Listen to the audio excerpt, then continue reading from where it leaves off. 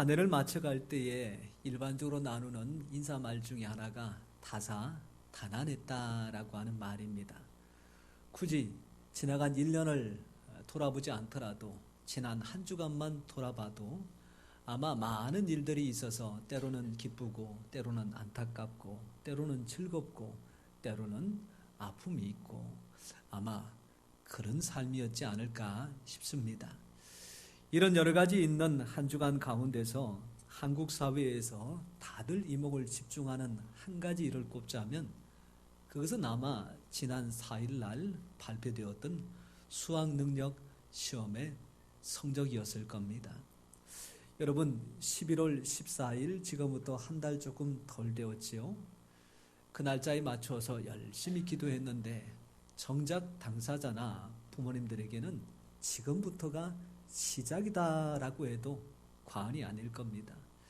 이 성적을 토대로 해서 이제 10일이 되면 수시 합격자가 발표가 되고 다들 기쁘고 즐거운 성탄을 마치고 나면 정시의 원서를 26일 날부터 쓰게 됩니다. 그리고 두 달이 지난 내년도 2월 4일쯤에 말하자면 최종 합격자 발표가 있을 때까지 아마 우리 학생들과 또한 가족들의 마음은 잠시 편안하게 쉬기는 어렵지 않을까 그런 생각을 해봅니다.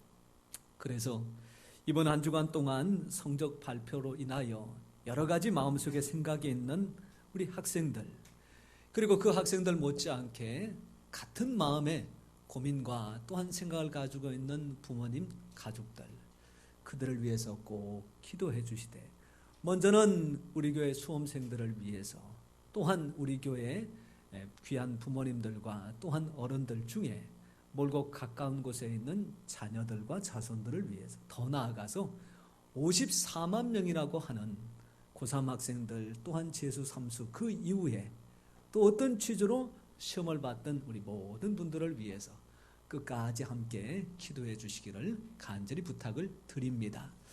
아마 원래 수능 날에도 있을 법한 일이 아니었을까 싶은 한 가지 이야기입니다.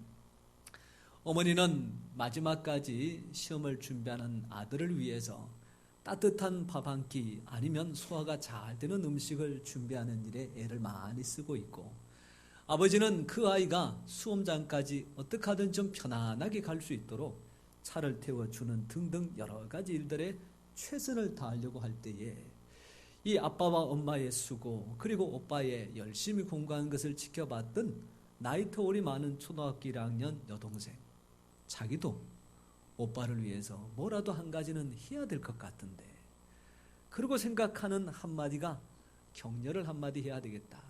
그리고는 아침에 나가는 오빠의 뒤통수에 대놓고 이렇게 한마디를 합니다. 오빠 100점 맞고 와.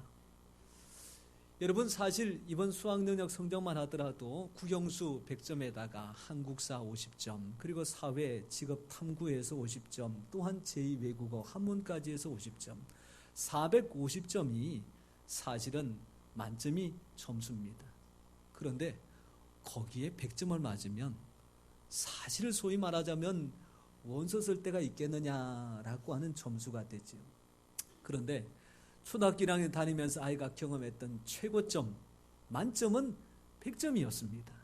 그러니 이야기를 들은 오빠도 흔쾌히 오빠가 잘하고 올게 그렇게 이야기하고 또 옆에서 지켜보면서 웃고 있는 아빠와 엄마도 아이고 우리 딸이 그래도 오빠 생각하는 마음이 남부럽지 않네 라고 하는 이야기로 이야기가 마무리가 되어졌습니다. 여러분 수학능력 시험을 보면 다른 과목을 잘 하더라도 소위 말하자면 배점이 많은 국영수 3가지를 포기하면 좋은 성적 얻는 것은 사실은 어렵습니다. 그런데 이 내용들을 가만히 생각하다가 언뜻 들어오는 생각이 우리 신앙에도 여러 가지 덕목이 있지만 그 가운데서 아주 중요한 비중을 차지하는 것이 또 따로 있지 않겠느냐라고 봤을 때 신앙에도 국영수에 해당되는 3가지가 있더라는 얘기죠. 여러분 그 3가지가 과연 무엇일까요? 저는 그 한 가지를 믿음이라고 생각하고 또 한 가지를 소망이라고 생각하고 또 한 가지를 사랑이라고 생각을 합니다. 왜 그러냐 봤더니 여러분들은 잘 모르시겠지만 소위 말하자면 링 위에 올라가서 허락되어진 시간에 상대방에게 주먹을 날려서 쓰러뜨리면 경기에서 승자가 되는 격투기 시합. 여러분, 그 시합에서 사실은 사전 결단하고 싸우고 또한 시합을 하는 그 선수들 중에 하는 이야기가 이런 말입니다. 어떤 선수가 가장 셉니까? 라고 했을 때에 여러분, 센 사람이 끝까지 가는 게 아니고 끝까지 가는 게 센 사람이라고. 여러분, 센 사람이 끝까지 가는 게 아니고 끝까지 가는 게 센 사람이라고. 그래서 신학의 덕목도 가만히 보니까 끝까지 가는 게 있더라고요. 우리가 잘 알고 있는 고린도 전서 13장 13절에 보면 이 믿음과 소망과 사랑이라는 이 세 가지를 언급하는 사도 바울이 이 세 가지의 특징 중에 한 가지가 있는데 그게 뭐냐 하면 항상 있을 것이다.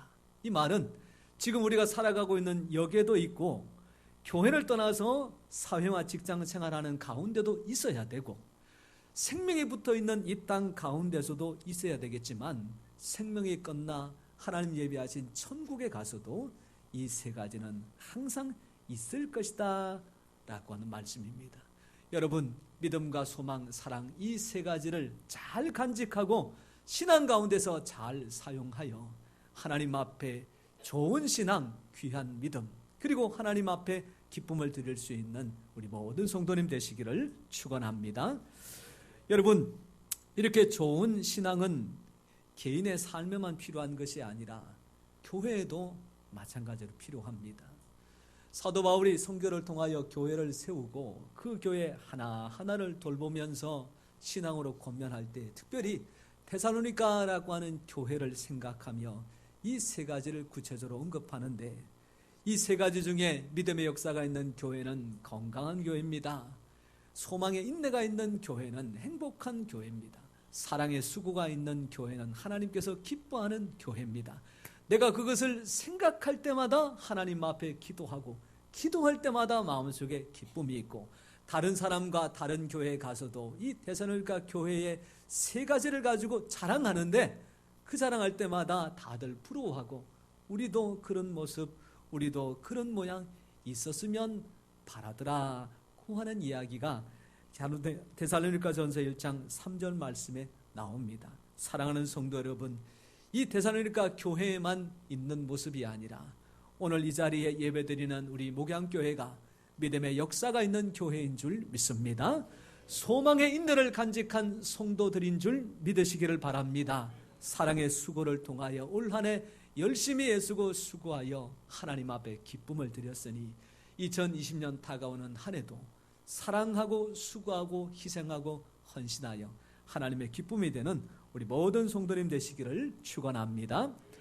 여러분, 이 세 가지의 믿음과 신앙이 오늘 히브리서 말씀에도 고스란히 간직되고 있는데 이 세 가지가 신앙 가운데서 왜 그렇게 중요할까라고 했더니 그 이유는 다름 아니라 이것이 믿음의 사람들이 살아갈 새로운 인생의 방법이고 또한 신앙을 가진 사람들이 반드시 가져야 될 새로운 살 길이기 때문이다라고 하는 설명이 나옵니다. 우리가 읽었던 19절과 20절 말씀에 그 내용들이 담겨져 있는데 우리 같이 한 번 더 읽어보면서 말씀을 확인을 해보겠습니다. 19절 말씀 먼저 같이 봅니다. 시작. 그러므로 형제들아 우리가 예수의 피를 힘입어 성소에 들어갈 담력을 얻었나니 20절 계속했어요. 그 길은 우리를 위하여 휘장 가운데로 열어놓으신 새로운 살 길이요 휘장은 곧 그의 육체니라. 아멘. 여기에 보니까 우리에게 좀 생소한 내용이 나옵니다. 성소라는 것은 구약 성경에 제사장들이 하나님을 예배하는 곳인데 거기에 들어가는 데에 담력이 필요하다는 이야기입니다. 얼만큼 담력이 필요하냐 봤더니 목숨을 걸어야 될 만큼 담력이 필요하다는 이야기입니다. 왜냐하면 이 지성소 안에는 제사장들이 1년에 한 차례 꼭 정한 날 들어가서 온 백성을 대신하여 하나님 앞에 제사를 드리고 만나는 장소인데 거기에 만약에 제사장이 허물이 있고 죄가 있으면 그 제사장은 그 성소 안에서 죽임을 당합니다. 그러니 들어갈 때 얼마나 걱정이 되고 또한 들어간 모습을 지켜보는 모든 백성들이 얼마나 마음속에 전전긍긍하겠느냐고 하는 이야기죠. 근데 문제는 들어갔다가 멀쩡하게 나오면 괜찮은데 아니 제사장이 들어갔다가 그만 거기에서 죽어버렸어요. 그래서 그 시신을 수습하려 또 사람들이 들어갔다가는 그들도 어떻게 될까요? 죽는다는 거죠. 어떻게 해야 되겠습니까? 그래서 이 문제를 해결하기 위하여 두 가지 방법을 준비를 합니다. 하나는 제사장이 입은 치렁치렁한 옷 제일 마지막 옷깃에다가 방울을 달아놓습니다. 그러면 제사장이 안에 들어가서 이렇게 저렇게 움직일 때에는 딸랑딸랑딸랑 방울 소리가 나죠. 방울 소리가 난다는 것은 지금 제사장이 죽었다는 얘기입니까? 살아있다는 얘기입니까? 살아있다는 얘기예요. 그런데 방울 소리가 나다가 어느 순간 방울 소리가 나지 않습니다. 무슨 일일까 싶어서 한참을 기다려봐도 소리는 그냥 아무런 느낌도 없어요. 어떻게 된 겁니까? 죽은 겁니다. 어떻게 그러면 시신을 수습할 수 있어요?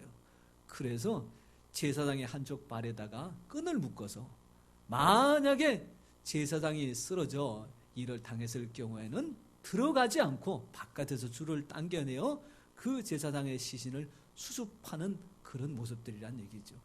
이만큼 성소에 들어가는 것이 쉽지 않은 일인데 이 성소에 누구든지 들어갈 수 있는 길을 열어주신 분이 누구시냐? 예수님이시라는 얘기입니다.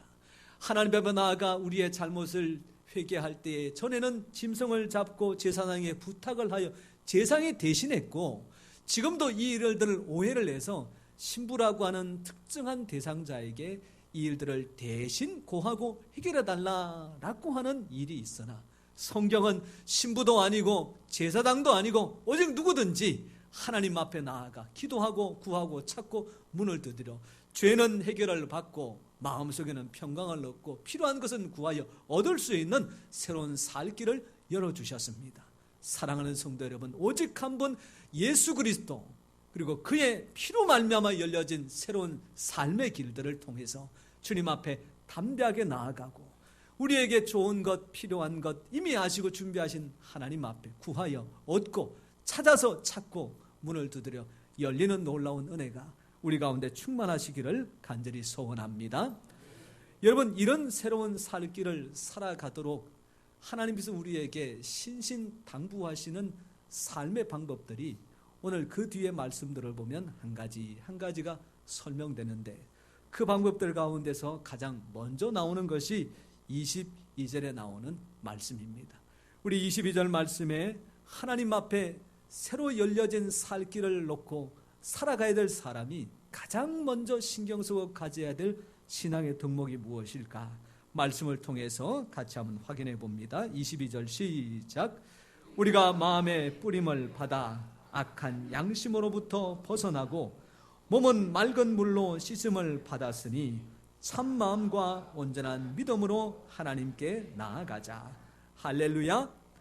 여러분, 참 마음과 온전한 믿음으로 하나님께 나아가는 것이 과연 무엇일까라고 하는 것을 성경은 한 장만 넘기면 히브리서 11장 6절 말씀에 정확하게 언급을 하고 있는데 여러분 그 말씀을 읽어보고 마음에 감동이 되고 확신이 들고 내가 이렇게 살아야 되겠다라고 하시면 우리 큰 아멘으로 함께 화답을 해보겠습니다.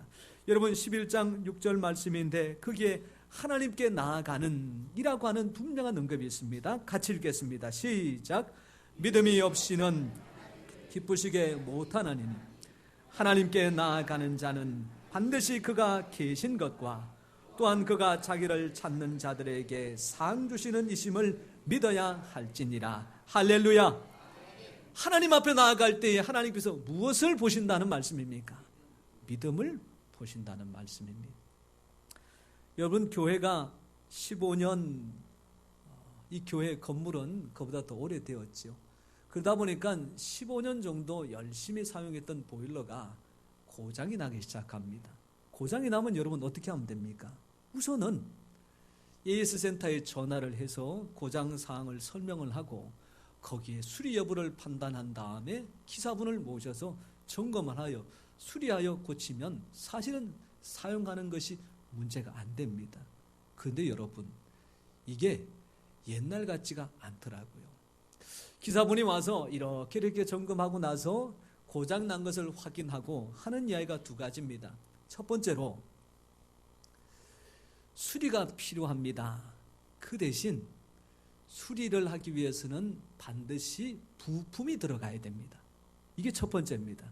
그런데 문제, 부품이 사용요한이 지났기 때문에 보유하고 있는 것이 없습니다.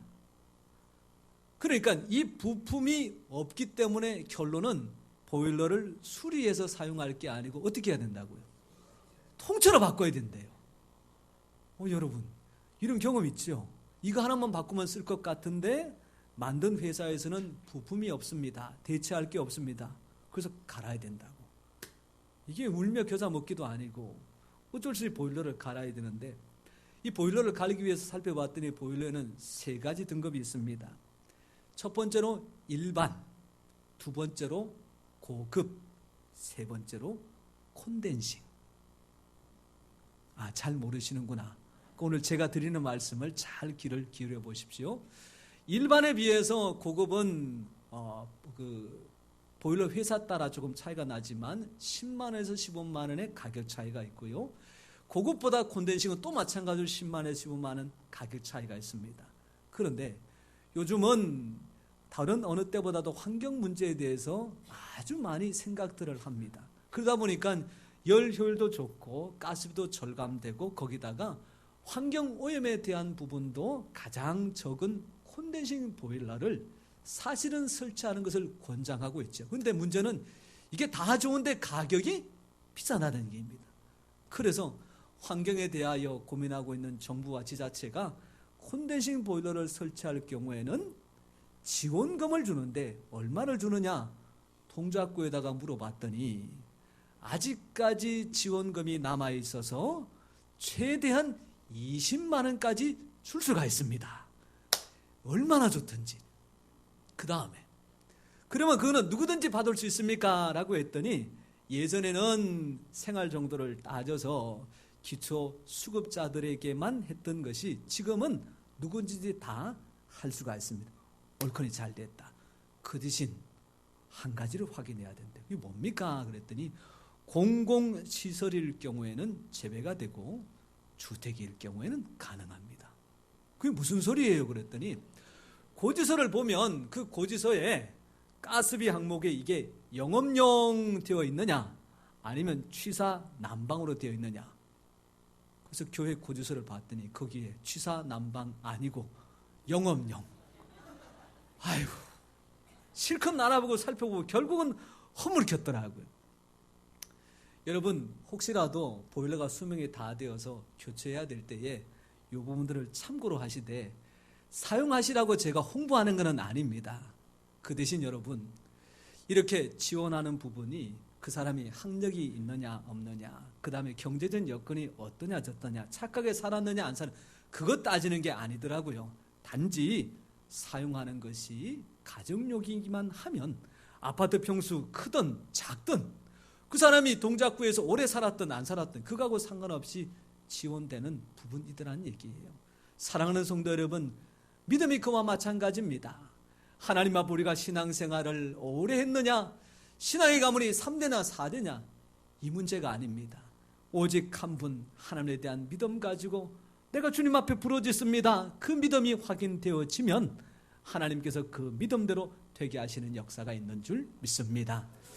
여러분, 여름에 한 가족이 바닷가로 피서를 갔습니다. 피서를 갔으니 당연히 그 넘실대는 바다에 몸을 담그는 것은 자연스럽겠지요.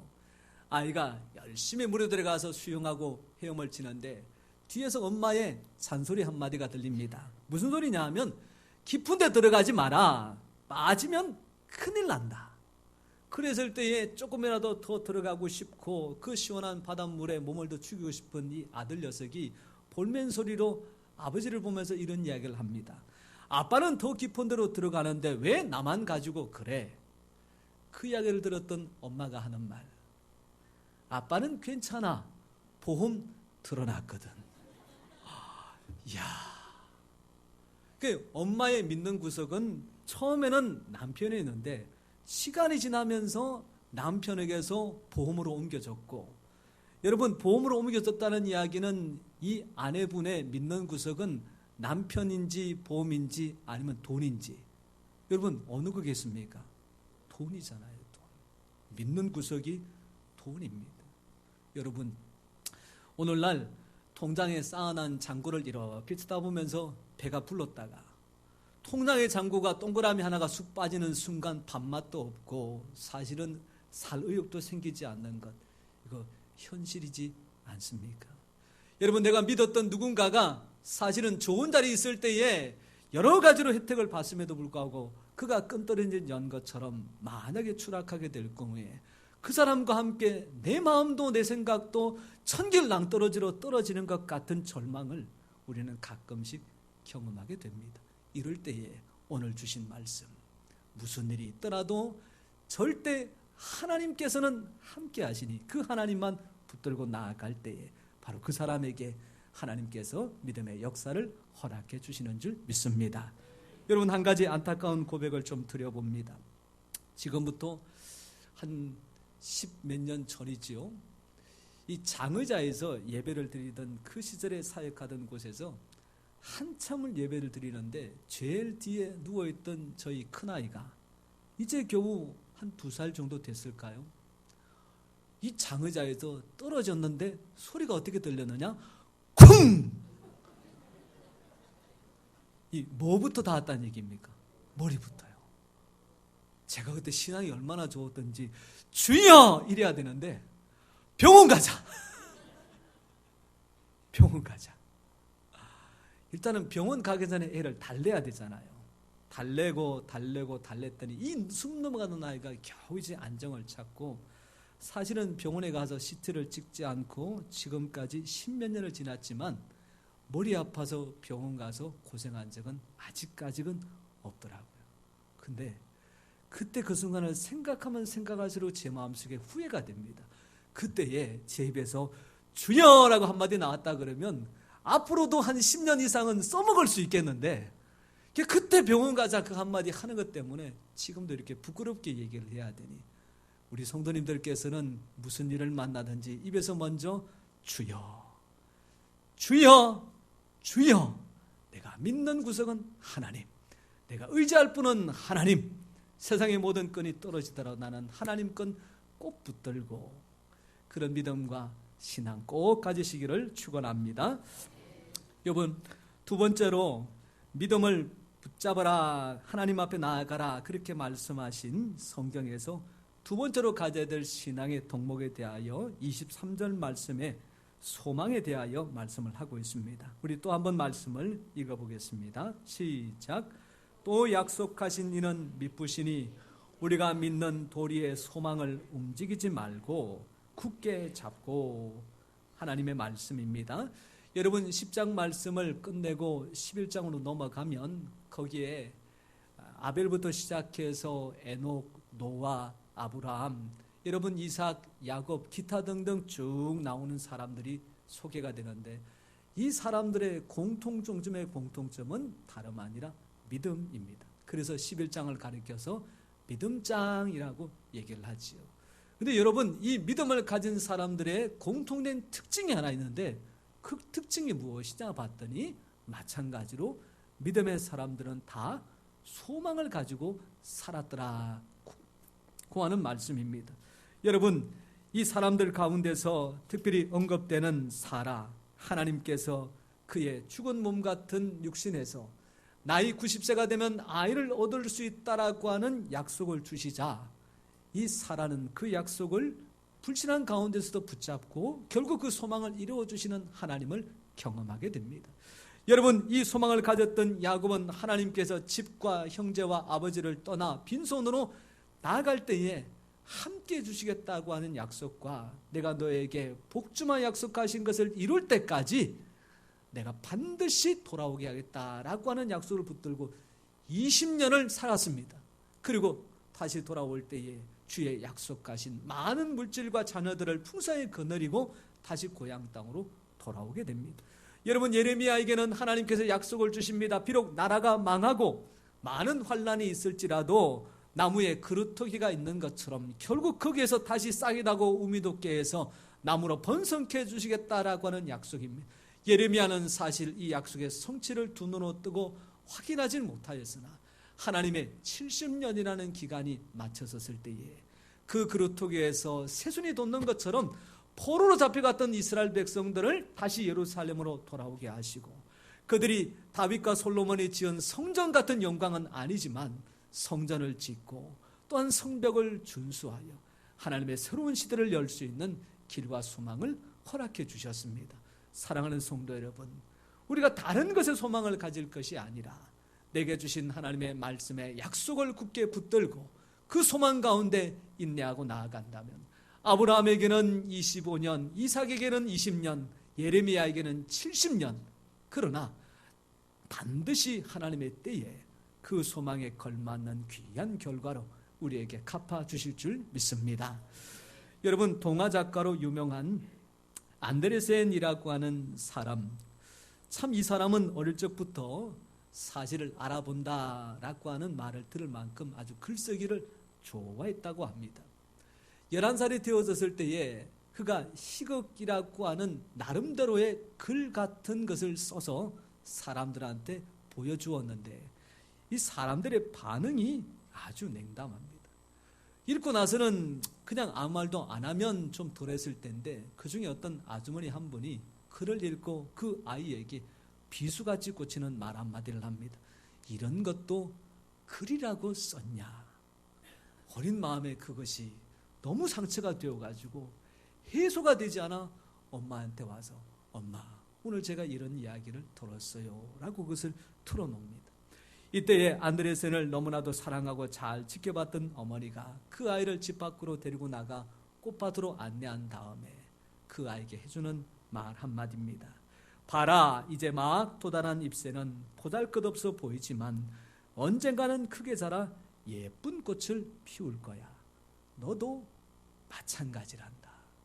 아이가 이 한마디 말에 소망을 품고 열심히 노력하고 해서 오늘 우리가 알고 있는 그 유명한 동화 작가요, 세계 인류에서 역사하여 인정받는 문학가가 되지 않았습니까?